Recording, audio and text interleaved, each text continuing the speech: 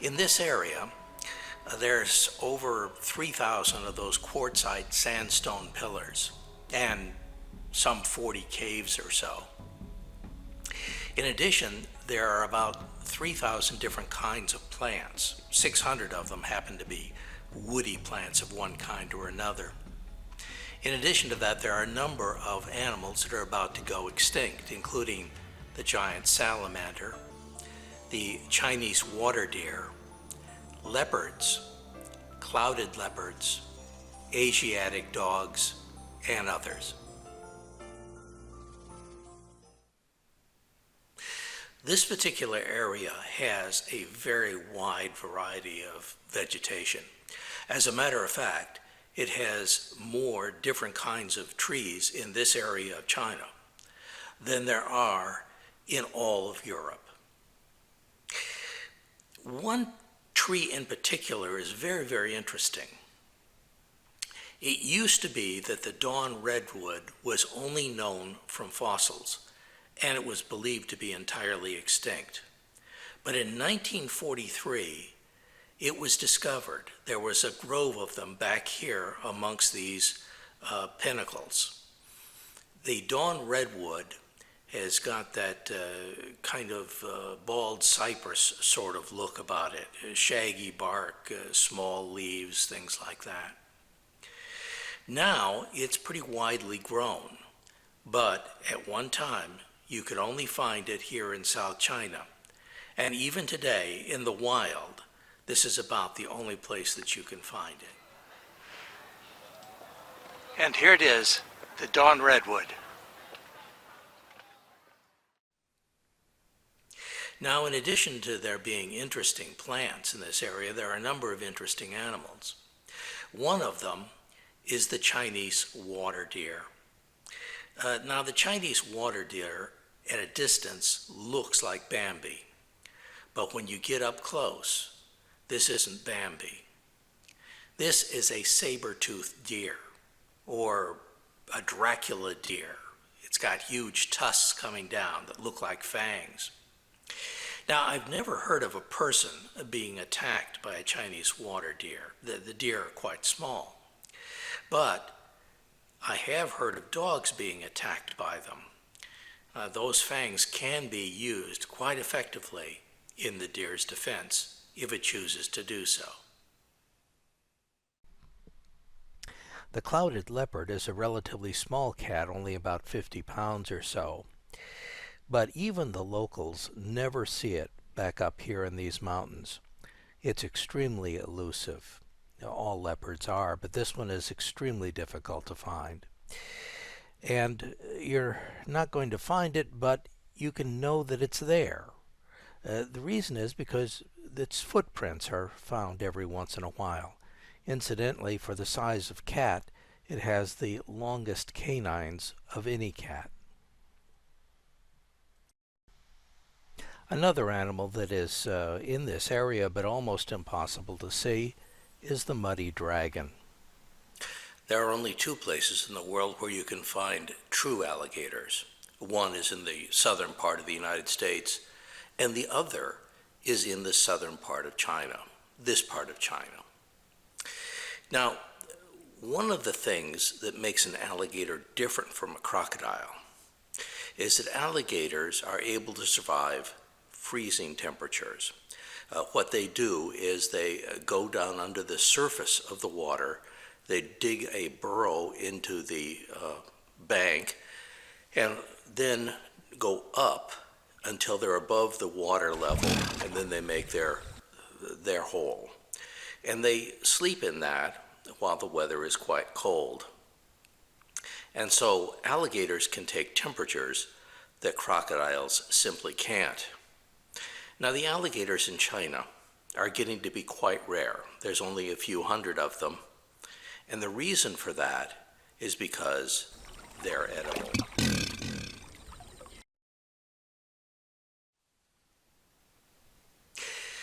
This area, China, has giant salamanders.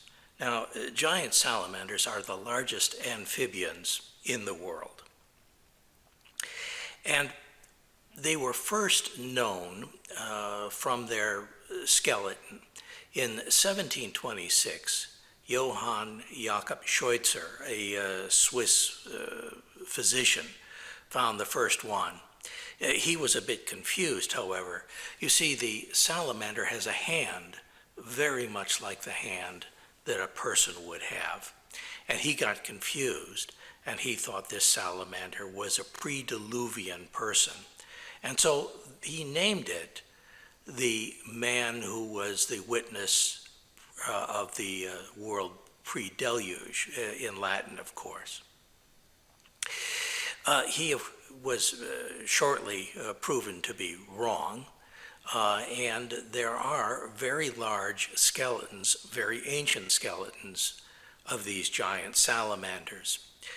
The largest giant skeleton was found down in Australia. It was about 16 feet long.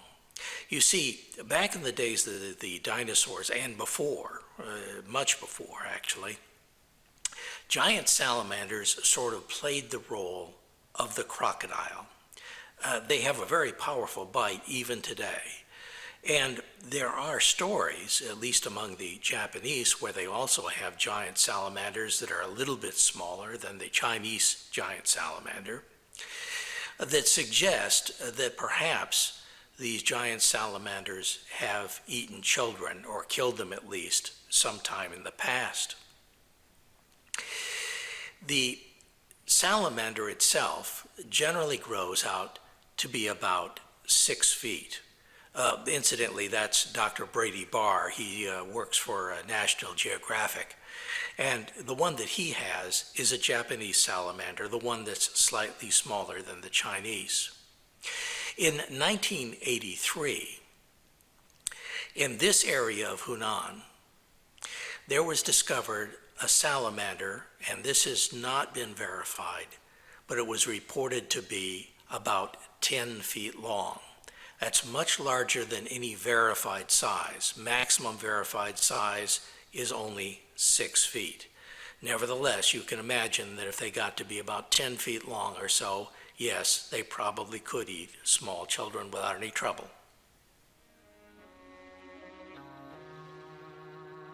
The largest amphibian in the world, reaching up to 6 feet, is the Chinese giant salamander, also making it the largest salamander in the world.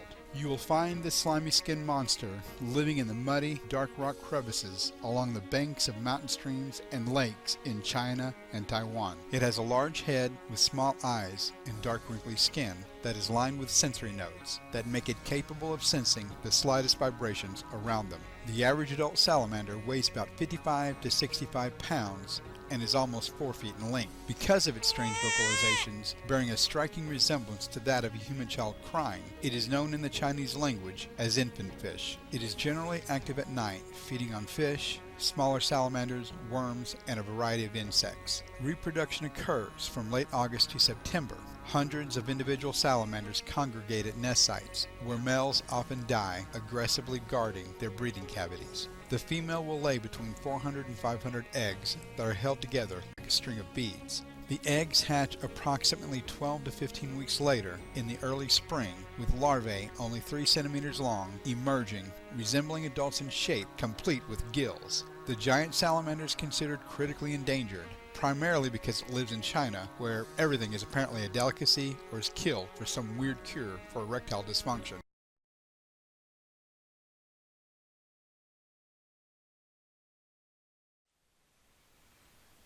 The scientific genus name for giant salamander is Andreas. It's of course Greek, and it means in the image of man.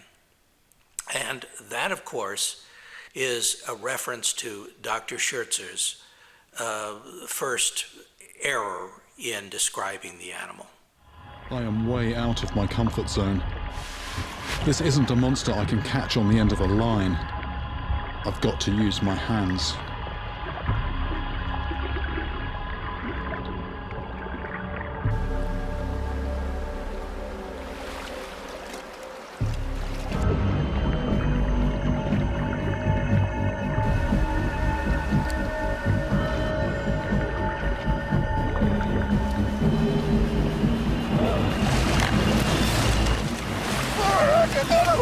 I have caught a Hanzaki, better known as the giant Japanese salamander, one of the largest salamanders in the world, and the creature that I believe is behind the Kappa legend. They get bigger than this, but wow, this creature is aggressive, even though we mean it no harm. The good thing is that these guys, unlike fish, are just as at home on land as they are in the water. There's a Hanzaki noodled, and I'm very pleased that even with my gloves on, my hands stayed away from that mouth. He wasn't too amused by the fact that he was just pulled out of his hole like that. Looks a bit like a fish, but it's got hands, and that's exactly what this has got. River monster. Giant salamanders like clear streams, and they also have a tendency to be nocturnal. So they're not often seen, and seen as though they're edible. That's a good thing. However, they are getting very close to being extinct.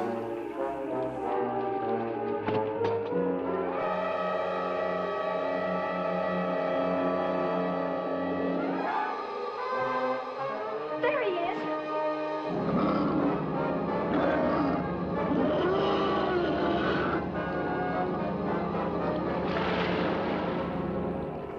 Our guide Lisa told me about two giant salamanders that she knew of that were in pools near a lake. So I went down to see them, and sure enough there were.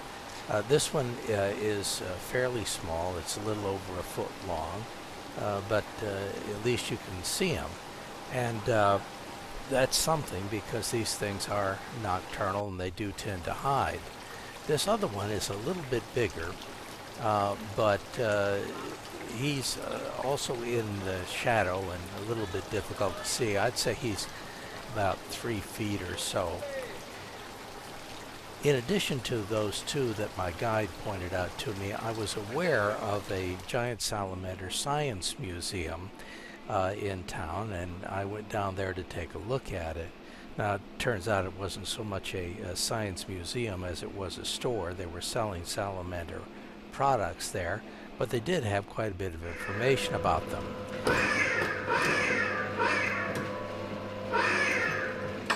This is one of the first things that you run into. It's a little mechanical salamander, but it gives you an imitation of what they sound like.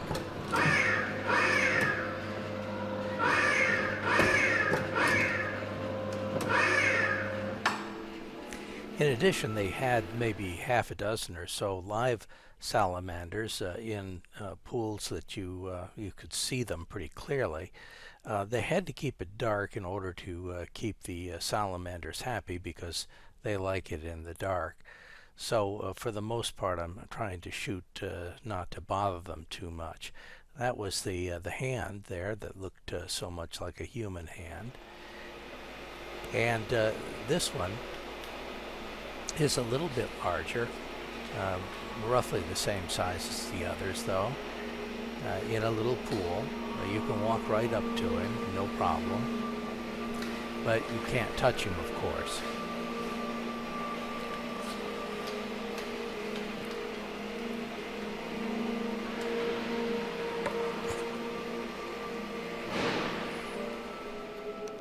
This next one is the largest one that I saw.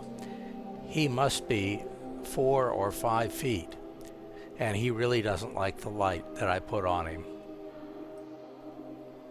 My guide Lisa told me an alternate explanation for why this was called an infant fish as well, and that story runs that there was a 70-year-old man that didn't have any children, and his wife was old too, and he ate some of the salamander and his hair turned dark, and he gave some to his wife and her hair turned dark, and they ended up having something like 6 children. So this is one of the reasons why salamanders are going extinct.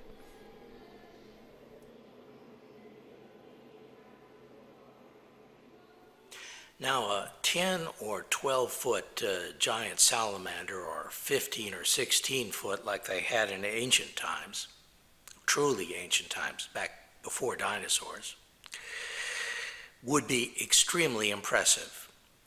As a matter of fact, one of the theories is that the Loch Ness Monster may actually be a giant salamander. Now that makes a little bit of sense because the giant salamander can breathe underwater, and you don't see the Loch Ness Monster very often. So chances are pretty good that if the animal actually exists, it doesn't have to come to the surface to breathe, or at least not very often. That brings us to the most elusive creature in these mountains, the Yeren. You can find all kinds of interesting things in a Chinese pharmacy. One time a few decades ago, someone found something labeled as dragon's teeth. They turned out not to actually be dragon's teeth. They were the teeth of a very large ape. This particular ape we now call Gigantopithecus. It was about 10, 12 feet tall, something like that. About 1,000 pounds maybe. But the largest ape that was ever on the planet. It's closely related to orangutans, but it was so large that we don't think that it could possibly have climbed trees. It probably lived much more like the African gorillas do than orangutans do today. Orangutans are very arboreal. Gorillas very seldom go up in the trees, at least the large males seldom go up into the trees. Gigantopithecus was in this area of China. And the rumors are that it's the ancestor of Bigfoot and that it's still here in South China under the name of Yeren. Yeren were said to have been seen in this area in fairly recent times. As a matter of fact, there was a very serious Chinese government operation to try to locate them about the time of the Great Leap Forward. Back around 1960 or so, a number of Chinese government officials said they saw one not far from here, and they launched a really big expedition to see if they could locate them. Standing nearly 10 feet tall and weighing as much as 1,200 pounds, Gigantopithecus is the largest of ancestral primates. Could a descendant of Giganto survive to this day? Could wildman reports be evidence of descendants of Gigantopithecus still stalking the remote forests of China? To me, the size of Yeren is comparable to Gigantopithecus. Professor Zhou Gaojing is the retired head of anthropology and senior curator of the Beijing Natural History Museum. We heard this report of a 4-foot-high creature that was yellow and brown walking in the bush. On May 14, 1976, 6 officials from Shennongjie were driving along a highway near Shanche when they came across a strange creature covered in reddish fur. The sighting generated a great deal of public interest, so much so that the government began an investigation. Because of this report, we organized a large-scale investigation. Less than a year after the sighting, Professor Gaoxing helped lead a team of more than 100 scientists, soldiers, and photographers into the Shennongjie Nature Reserve. Located in central China, this wilderness is one of the largest and most remote in the world. It's also said to be home to the wild man. During the research, we collected a lot of footprints, including this one. It does not belong to human or bears or any other animal we know. We have mainly 2 types of reports from the eyewitnesses. The creature was 4 feet or 6 to 7 feet tall. And then the color of the hair changed from bright red color to brown, black, even multicolored. with long arms, and they can stand up. 比较长。50年代的时候，我们中国 In 1976, many officials saw the same creature at the same time. 问题。 In 1977, Professor Zhou Gaojing led the expedition in Shennongjia that yielded numerous footprints, hairs, and feces, presumed to be that of the wild man. 这样的话呢，我们就来进 Given the 行。 report, we started an investigation, during which we found a footprint, 但是 but we are not 这个 sure 脚印 if 是 it's 不 from 是 the 这个动物 creature. 留下来的，不能肯定。 That expedition sent Gaojing on a 30-year quest to find additional evidence of the creature. Animals that roam the Shennongjia is the panda bear. It is unlikely witnesses would confuse it with the reportedly dark-haired Yeren. This next animal is a little bit less hard to find, but you'd never find it out in the wild, actually. So I've gone to a breeding center in Chengdu to locate the giant panda. The giant panda got its name, according to our guide, because the person that discovered it in the mid-19th century was talking to a local and asking what it was, and the local said very big in his dialect, therefore panda. That sounds an awful lot like what the Australians said about the word kangaroo. The European asked the locals what the kangaroo is called, and they said kangaroo, which means in their language, I don't understand you. Anyway, that doesn't seem to be true. That is, the panda was not named after very big. This is the symbol for the breeding center. It happens to be a gift from America. The giant panda was discovered and named after the little red panda was discovered and named. And the two are not related. The little red panda is a raccoon, and the giant panda is, in fact, a bear. The Chinese refer to it as a bear cat.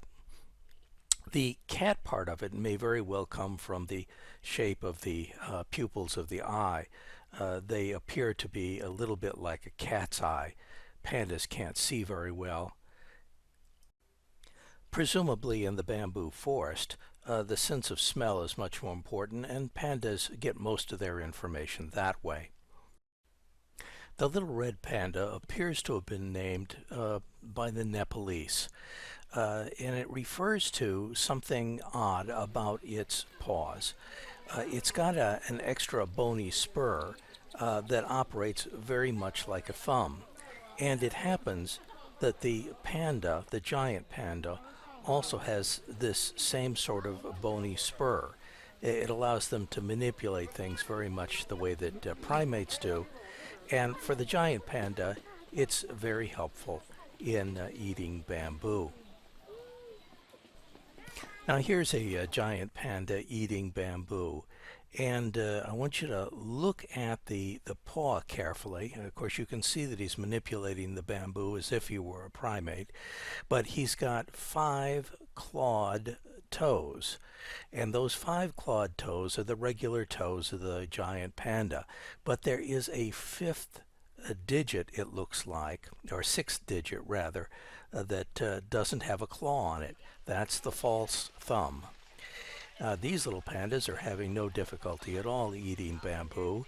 An adult panda will eat 40 pounds or more of bamboo every day. And so the people at the breeding center have to go out and collect bamboo every day. And for each panda, they need to collect about 80 pounds of bamboo because pandas are particular about their bamboo. Oh, fight amongst the juveniles there. These are all very young pandas, and they haven't really sorted out who's in charge yet. That's a panda squeak. It sounds an awful lot like some kind of little toy. In any event, all that bamboo that the panda eats does eventually work its way through the system. And so the panda has to go at least 40 or maybe 80 times or more than 100 to the toilet every day. That's a lot of roughage to work through the system. The droppings themselves are not very well digested. Of course, you wouldn't expect that. After all, the pandas are basically carnivores, and their system is not set up to digest all that heavy vegetation. So they get very little nutrient out of the bamboo.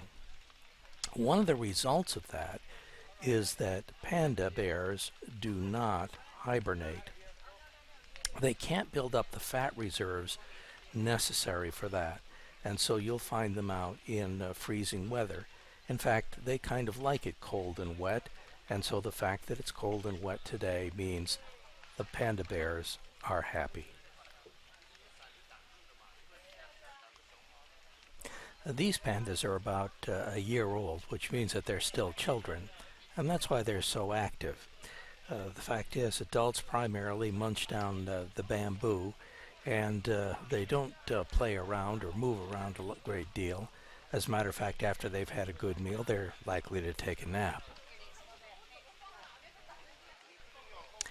Next, we're going to be visiting the nursery.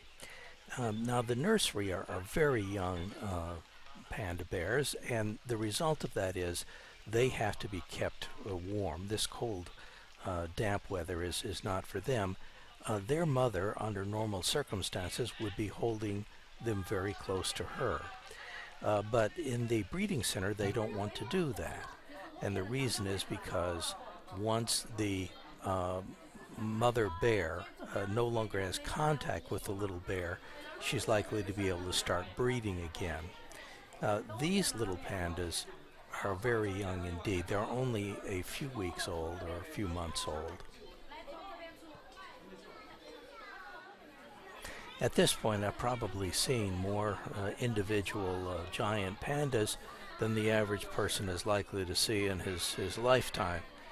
There's only a few hundred of them worldwide, and almost all of them are in China. The few that are outside are mostly in Japan and the United States. I don't believe that there are any outside of those three countries. But that's not the reason for me to be here.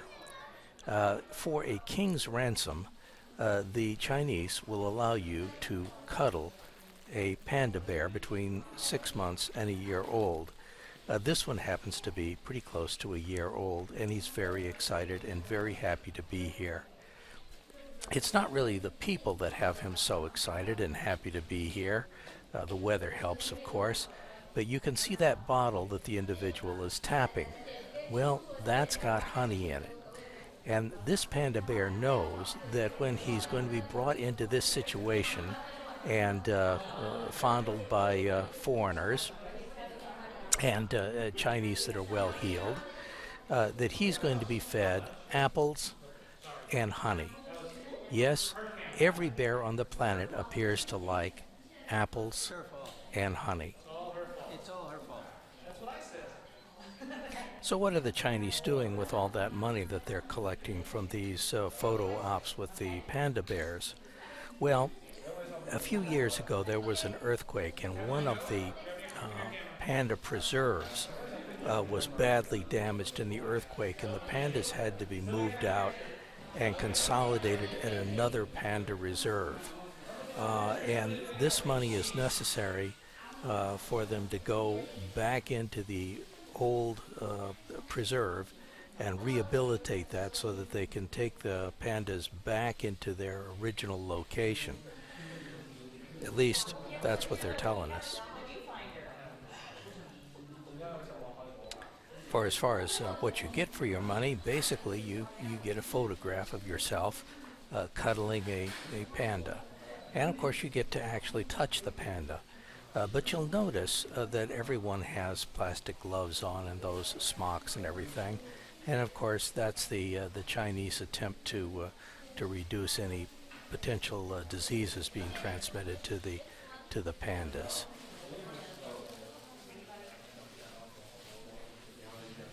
At about this point, I figure you're asking yourself the question, well, what does a panda really feel like? Are they soft and cuddly? And they are, of course, cuddly. They would have to be. Anything that looks like that's got to be cuddly. But the fur is not extremely soft. The little panda there is enjoying his honey. The fur feels a little bit like a kind of a scratchy polyester. Oh, a panda kiss there. They don't want the panda kissing her because, you know, they're worried about their panda getting sick. But I'm sure that she'll always remember the panda kissing her.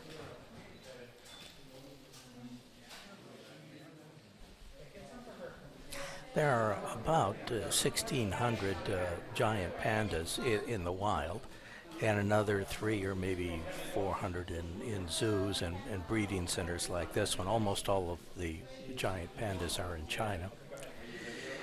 They live to be about 20 years old when they're in the wild, but they can reach about 30 years old when they're in zoos and somebody is taking care of them. There's a saying in China, if you've got a really good life, that you live a panda's life, because everybody is taking care of you, and you really don't have to do anything. As a matter of fact, they tried releasing some of these pandas back into the wild, and these pandas have been so pampered, they can't make it. In case you're interested in knowing how much cold a panda can take, you might find it interesting to know that the weather around Chengdu and up in the mountains nearby is essentially the same type of climate as what you would find in West Virginia. So the bears can live in fairly cold, snowy environments, and they don't hibernate, as I said before. Now, in the wild, panda mothers usually give birth to more than one offspring, usually 2, but they can only raise 1. Now, the breeding centers are actually able to take advantage of that by taking both of the babies away from the mother. Both of the offspring can be raised, and sometimes they have triplets. There was a very interesting article that appeared in August of this year about a giant panda. It was at this particular breeding center in Chengdu, and the giant panda was showing signs of pregnancy, and with a panda it's always difficult to tell whether they're actually pregnant or not. But she was reducing her appetite and mobility and things like that, and she had been pregnant before. So they were fairly sure that it was entirely possible she was again. But this appeared to have been a fake pregnancy, and one that the Chinese believed the panda was intentionally faking.